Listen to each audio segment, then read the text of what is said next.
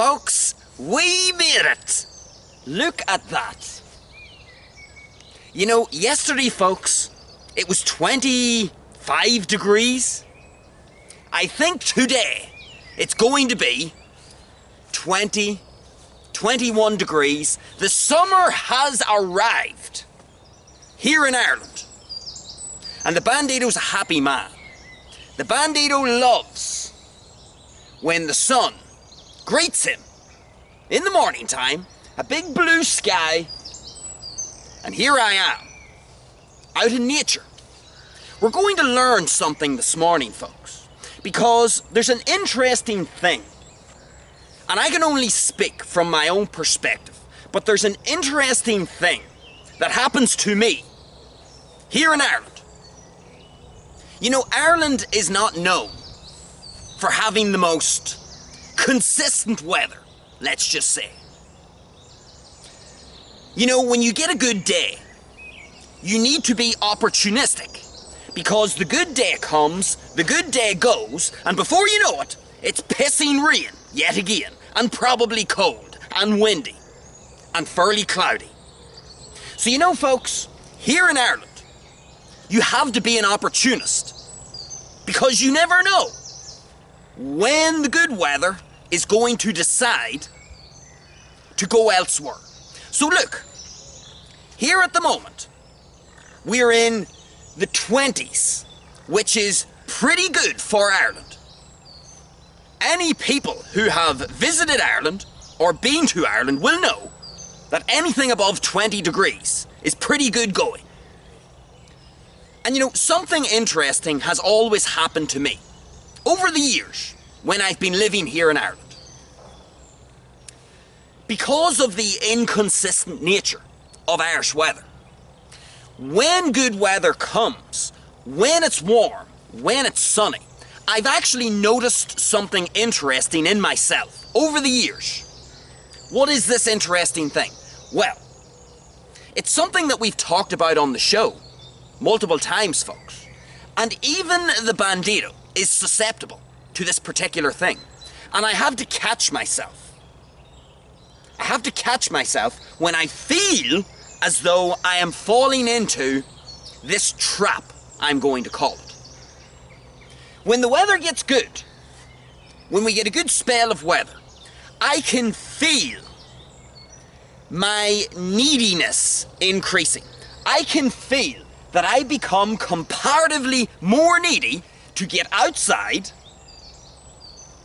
into nature, outside in general, to try and take advantage of the sunshine. And you know, look, getting outside is important. Getting the sunshine on your skin is important. Being in nature is important. It's a good idea, like we've talked about before. When you have the opportunity to take advantage of good weather, it's a good idea to take it when you can. However, what you certainly don't want to start developing is a needy attachment to good weather. And you know, this is something that has happened throughout my own life. When the good weather comes, I get needy. And what happens when you get needy, folks? Well, neediness is a high road. It's the motorway. It's the fast way to get yourself into a state of desperation. You know, that's how it starts. You know, who wants to be in a desperate state, folks? Nobody wants to find themselves in desperate circumstances, and we certainly don't want to be in a desperate psychological state in our own minds, for whatever reason. But you know, I've often found that when I start to get needy for something, neediness is like the precursor to desperation. And once you arrive at this point of desperation in life, your decision making starts to get a bit funny looking. In other words, when you're desperate, what happens, folks? We've talked about how desperation can lead to suboptimal decision making, because you're just looking to find any way. It may not be the best way. It may not be the most logical way. You're just looking for any way to solve the problem, to get what it is that you're looking, whatever it may be. Desperation can lead to this very poor, sloppy decision making. Because when you become desperate, you'll do anything to try and get your hands on what it is that you're looking. And in that process, you may make some very poor decisions. So we don't want to be needy. We don't want to be desperate. Yet, what has happened multiple times in my own life when it comes to a good day, to a good spell of weather? I can get needy. I confess, there's an instinctive neediness that arises in me. Now look, I think there's probably actually good biological reasons for this. You know, everybody has a different skin tone. Everybody has slightly different tolerance levels for sunshine and heat. It just so turns out that I have a very high tolerance for sunshine and heat. You will never, ever hear me complain about it being too warm. You will never hear me say, I think we need a drop of water. No, you won't hear me say that. I would take a seasonless climate, 30, 40, 50 fucking degrees all year round. I don't know what that is in Fahrenheit, but in degrees Celsius, 30 to 50 degrees all year round, I'll take it. I don't need any seasonality. I don't need, to snuggle up at winter time and enjoy the fire. No, I don't need that at all. I want to be outside with minimal clothing on, like this morning. How great is it that finally I can actually get outside and I don't need to wear a whole bunch of clothes. The only get to be outside with minimal clothing on, within the rules of the law, of course. I'm not saying that you should be walking around in the nude, but this idea, because folks, we spend all year, well, let me speak from my own perspective. For those of us who live in more temperate regions of the planet, where there are seasons, here in Ireland, we probably spend 10 or 11 months of the year with a whole bunch of clothes on. And then when you get a day like this, I can already feel it must be what? 9 a.m? And it already feels like it's 18 degrees. It's really nice. So I'm very happy. I get to be outside. And I get to allow parts of my body that normally don't see the sun to get exposed to its rays. This is great. But what is the lesson here, folks? No matter how great something is, in this case, the sunshine, the good weather, it doesn't matter how great something is, you do not want to develop a needy attachment to that thing. Because what I have found in my own life is, when the weather gets good, now this doesn't happen anymore, because I have had to work on this, believe it or not. But previously, when I was younger, a very strange thing would happen. When the weather would get good, you would think I'd be happy. And part of me was very happy.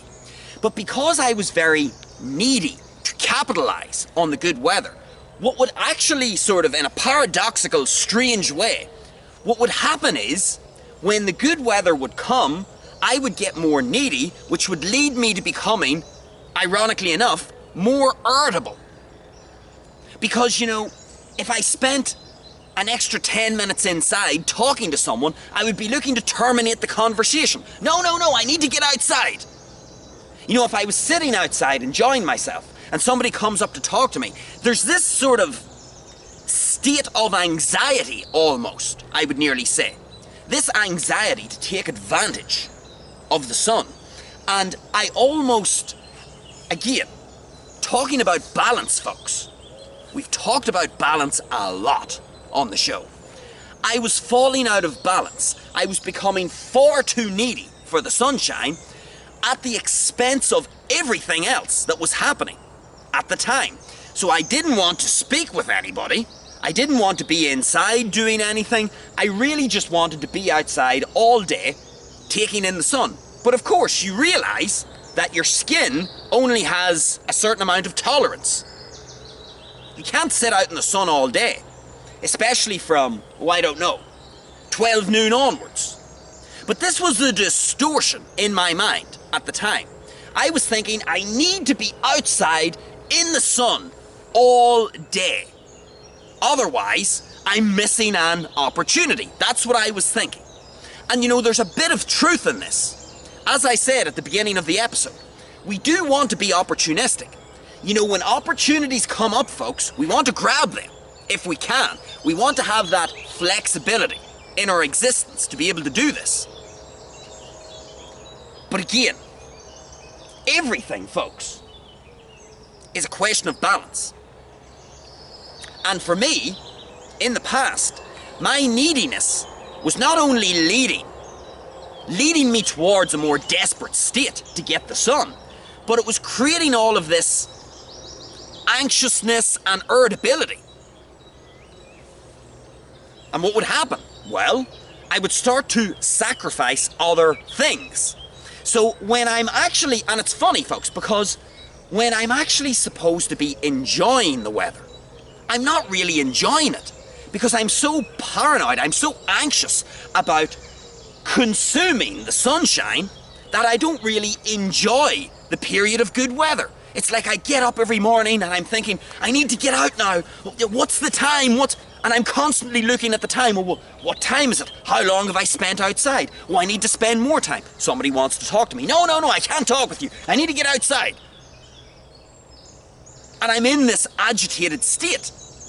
So agitated that I'm actually not even enjoying the sunshine. And therein lies the lesson, folks. This is what neediness can do.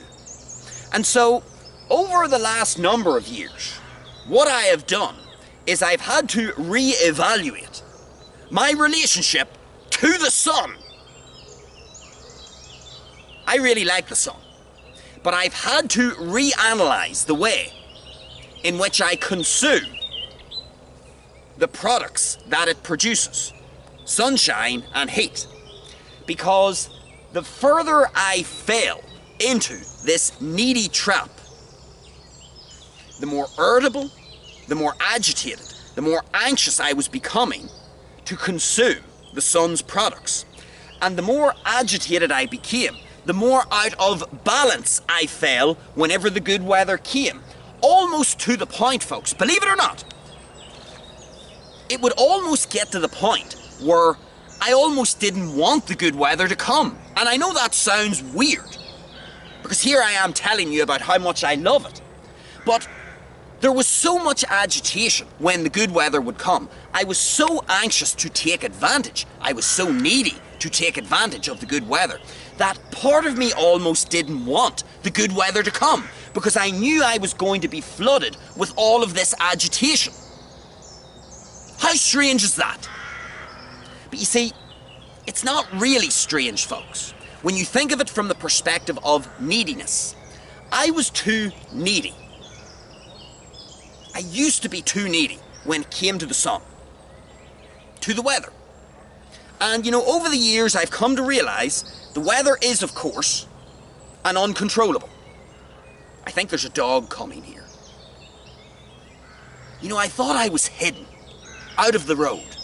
I'm in here, among all the vegetation, and still the dogs seem to find a way to sniff me out. But you know, isn't that funny, folks? The very thing that I most like creates so much agitation in me because I'm so needy to consume it that part of me doesn't even want to appear in the sky. Part of me doesn't even want to see the sun. Part of me didn't actually want the good weather to come because I knew it came packaged with a whole bunch of agitation, neediness, irritation, all of these things. And so, I can't remember what I was actually saying before I saw the dog. But anyway, the point is, I've had to reanalyze all of this. And, oh, I remember where I was now. Upon reanalyzing my relationship with the sun, I come to realize this concept, and we talk about this a lot on the show, folks, of controllables and uncontrollables.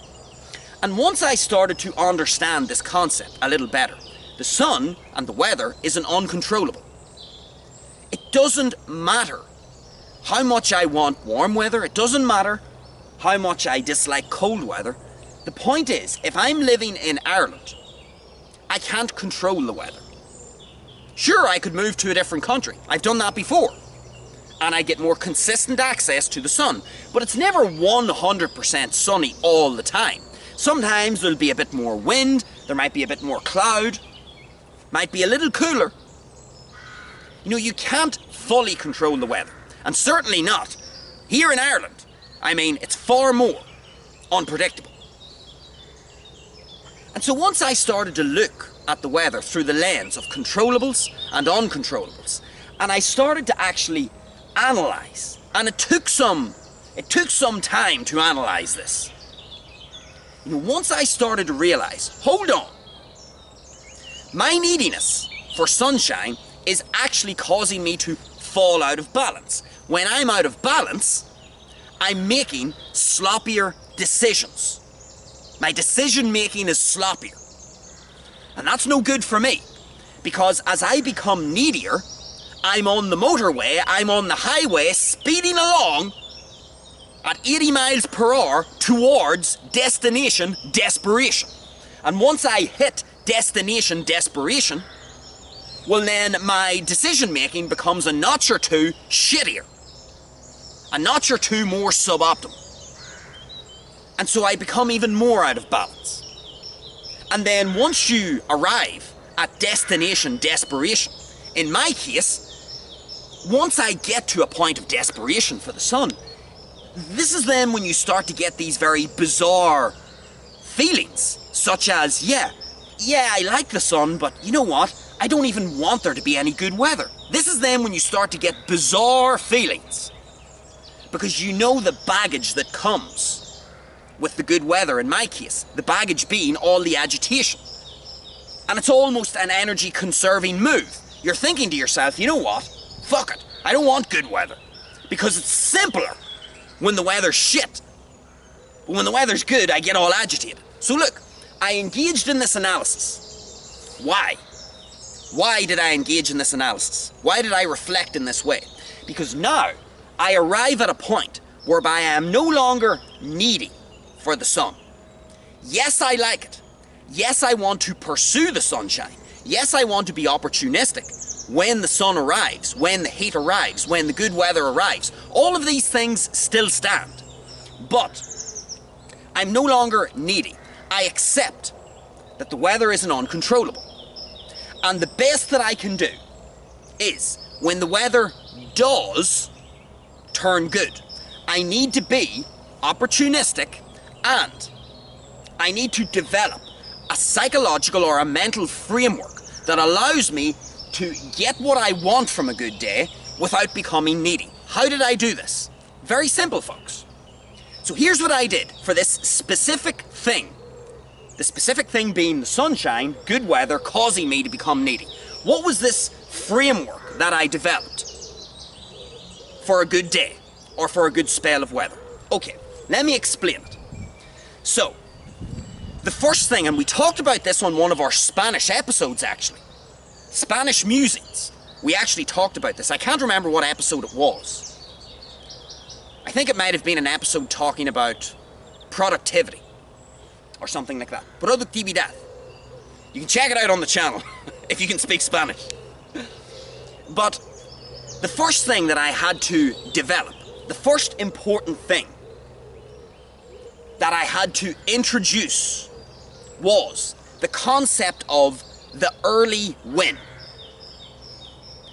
What does it mean? What does this mean, the early win? The early win, folks, is this concept whereby the thing that you value most in the day, the thing that you want to do most in the day, the task that you most want to complete in the day, you do it first thing in the morning when you wake up.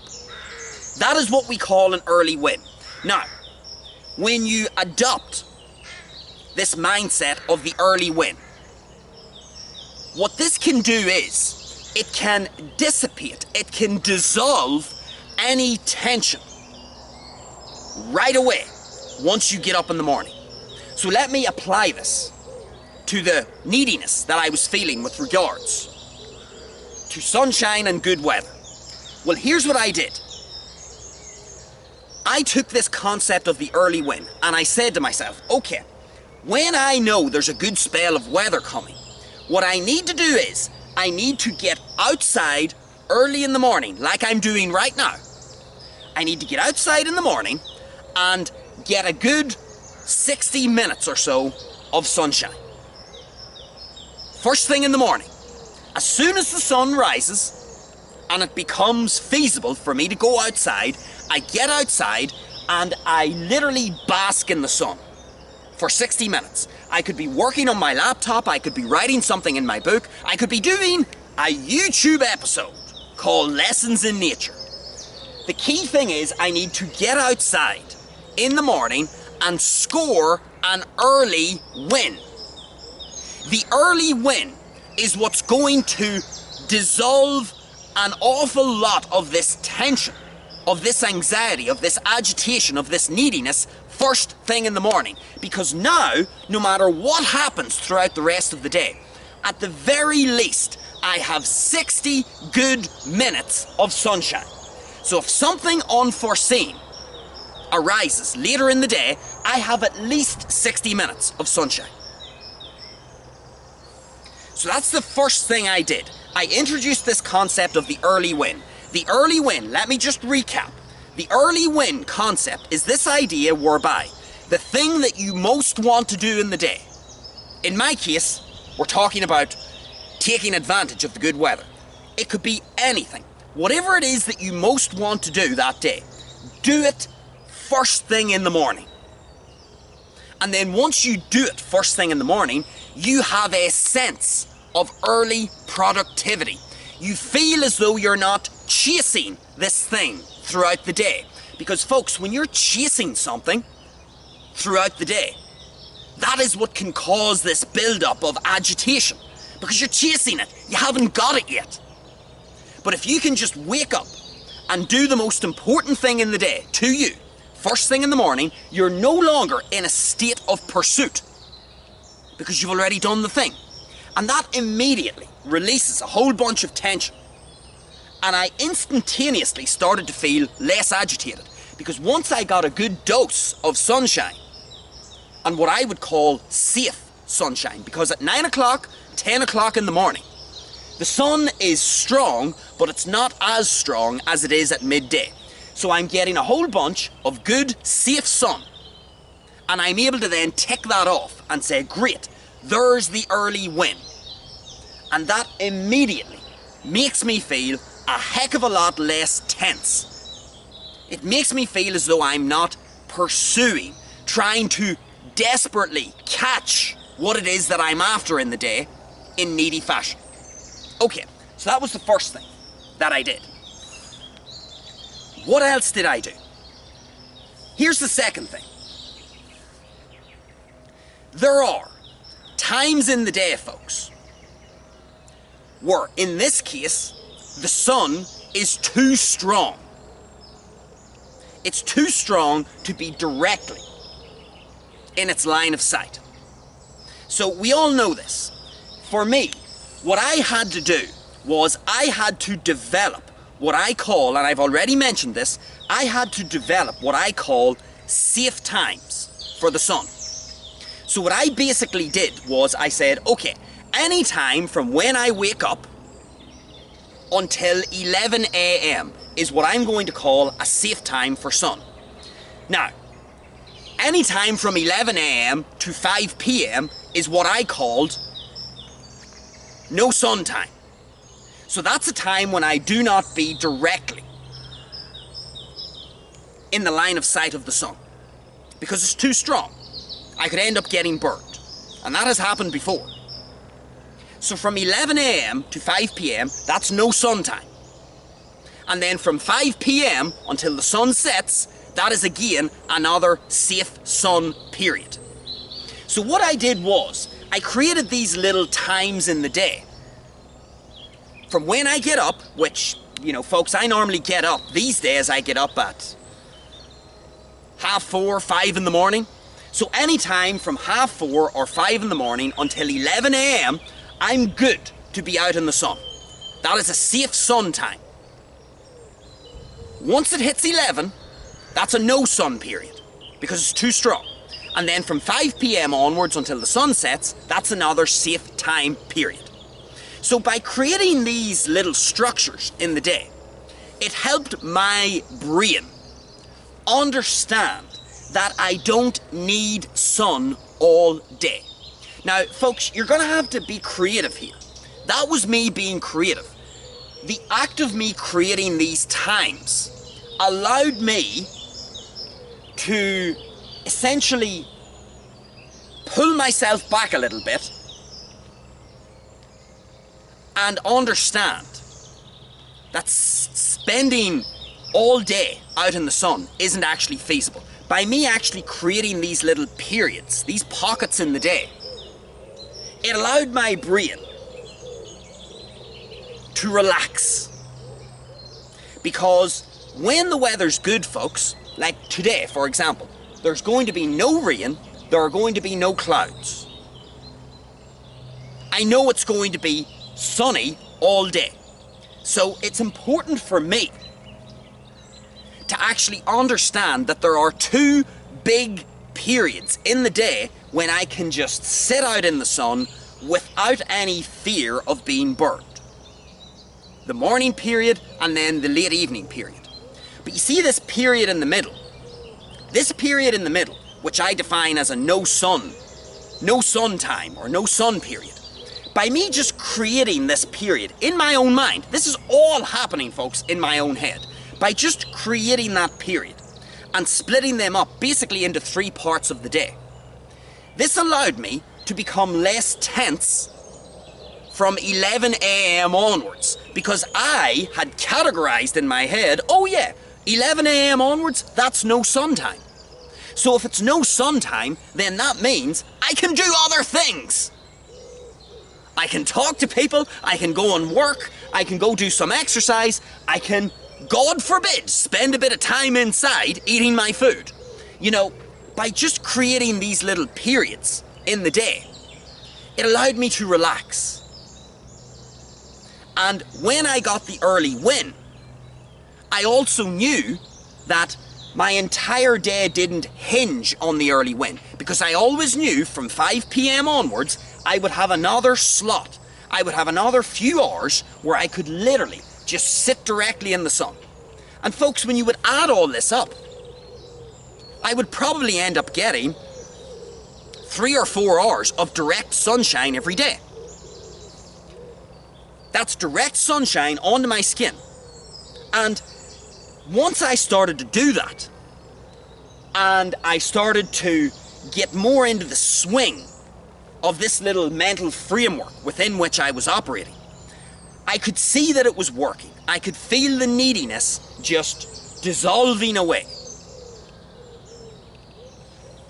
So early wins, folks, very important. And then number 2, developing little, what I would call little psychological strategies in order to just have your own brain comprehend and understand this idea that in this case, the weather is going to be good all day. It's going to be good all day. I am going to have time to enjoy the weather. I don't need to fall out of balance and sacrifice all other things, drop everything, just to spend all day in the sun. And so I developed a little structured, a very basic structured little way of looking at each day. We have the morning period, which is a safe sun time, up until 11 a.m. We then have 11 a.m. to 5 p.m. That's a no sun time, which means I now have permission to do other stuff. And then from 5 p.m. onwards, until the sun sets, oh, that's another one of those times where I can go out and get more sun. And I know it sounds simple, folks, but you see, by actually just thinking about why am I getting needy, you start to develop little structures like these. And that's what I did. Then the third and final thing that I did. So not only did I get the early win, not only did I create these little artificial structures in my own day, but the third thing I did was I then understood. I wanted to make sure that my brain, because we're talking about my brain here, I wanted to understand, or I wanted to make sure that my brain fully understood the concept of a controllable and an uncontrollable. Because here's the thing, once you fully grasp that life is full of controllables and uncontrollables, and it just so happens that in this case, the weather is an uncontrollable. Once that fully dawned on me, because believe it or not, when I was 14, 15, that had not dawned on me yet. I don't know what that says about the 15-year-old Bandido, but I was living under this distorted notion that for some reason, all of my little agitated feelings towards spells of good weather was somehow going to influence the weather, which is of course nonsense. It is not going to influence the weather. It's just going to make my life at the time a notch more miserable. It's going to cause me to fall out of balance. So the third and final thing that I did, folks, was I really drilled into this idea of controllables and uncontrollables. What you have to do in life is, when you're looking at anything, it's one of the first ways I analyse a set of circumstances. When I have a, quote, problem on my hands, or I have a specific set of circumstances that I'm analysing, the first thing I will do is I will put it through this filter of controllables and uncontrollables. Because I want to see, is this thing that I'm looking at actually susceptible to my own influence? Because if I can influence it, then I'm going to influence it. Of course I will. If I can influence something and exert my own control over it, then why the heck not? But when you engage in this analysis, if you then come to a different conclusion, which is, hold on, I'm talking about the weather here. And then you start to think, can I control the weather? No, I can't. So it was very important for me to really understand that the weather, in this case, is an uncontrollable. Once that dawned on me, once I really got my head around the notion that the weather is going to do what the weather is going to do, that also took some air out of the balloon, let's just say. You know the way if you think of a balloon, folks, as the balloon is expanding and is filling full of air, what's happening?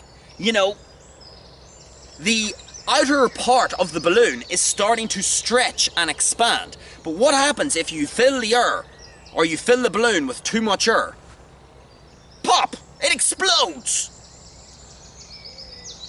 And you know, by me introducing these three fairly simple things. Number one, the concept of the early win, doing the thing that I most want to do first thing in the morning so that I'm not chasing it throughout the day. Number two, creating little structures.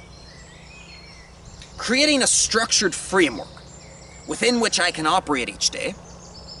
And then number three, passing this problem, passing this analysis through the filter of controllables and uncontrollables. Once I did those three things, the balloon previously was expanding with air and it was on the precipice of exploding.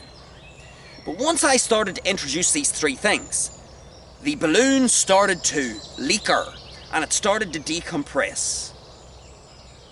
And it found its balance.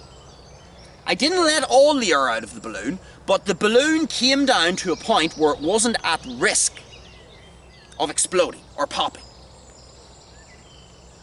And you know, that final point, folks, about controllables and uncontrollables is extremely important. We have talked about this so much on the show. We really have. Because once you realize that something is an uncontrollable, there's a sense of peace that comes with that thing. Because once you realize, we talk about it with politics all the time, you can't actually control what the politicians are going to do. You can't control what wars are going to be fought. You can't control the money and the wealth transfers that are going to take place among the elites of the world. You may be frustrated at all of these things, but you can't control them. Understanding this is very important, because once I understood that the weather is an uncontrollable, what that naturally got me to do was then focus on the controllables. You see the way it works? Once you identify something as an uncontrollable, you stop trying to change it. You stop trying to exert your influence upon it, because you know it's a futile exercise. So once you acknowledge something as an uncontrollable like the weather, all that time, energy and attention that you were funneling this direction, time, energy and attention that was going to be wasted because it's an uncontrollable, you can then take that and channel it towards controllables. What are the controllables? You guessed it. Early wins and creating structures that are appropriate for the problem in hand. So for me, these were two things that I could do. Two things I could control. I can control if I'm going to get an early win in the morning. I can control my ability to create structures, to create a framework. I just need to spend a bit of time thinking about the problem in hand, and I just need to engage my imagination and my creativity. That's it. And I need to spend a bit of time with it and brainstorm. I can do those two things. Those are controllables. That's why the third part of this entire thing is very important. Because it's like the nail in the coffin. It is the thing that allows you to fully commit to the other two. Because if you're not able to identify controllables and uncontrollables, then you are going to be leaking time, energy and attention. You're going to be chucking time, energy and attention these directions, and they aren't going to yield the results that you think they're going to yield. You're basically operating under distortion. Distortion being misunderstandings about the facts of reality. The weather, I cannot change. There's a bunch of insects trying to bite me here. I think that's maybe my cue to wrap this up. The weather is an uncontrollable. Once I acknowledged this, once that concept started to sink in, I was then able to fully commit my time, energy and attention to other ways of solving the problem. And now, here I am. No longer needy, no longer on the highway to Destination Desperation. And now, folks, what happens? When there's a good spell of weather, my neediness no longer rises to the point whereby I fall out of balance. And if I'm not falling out of balance, that means, probability-wise, I'm going to continue making better decisions. That's the key thing here, folks. Use this show as an example. Use this example of my neediness for good weather and try and apply this to some other thing in your own life that you may be feeling neediness towards. You need to start working on these things, folks, and you need to first and foremost identify, is it a controllable or uncontrollable? And if you can see that it's a controllable, well then yes, fire ahead, influence it and manipulate it as much as you can.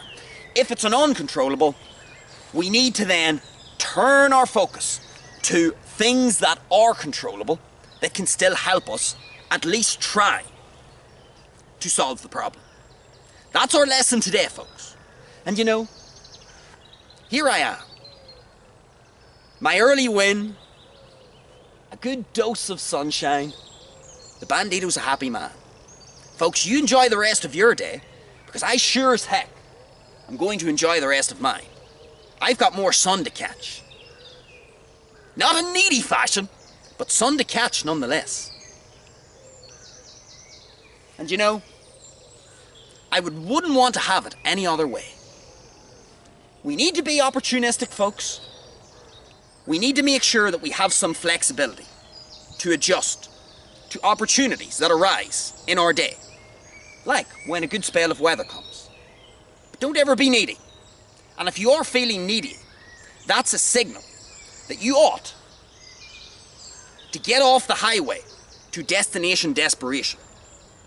Use this show as a way to try and figure out how you can bring your neediness back into balance. Because folks, what is the world? What is the world without balance?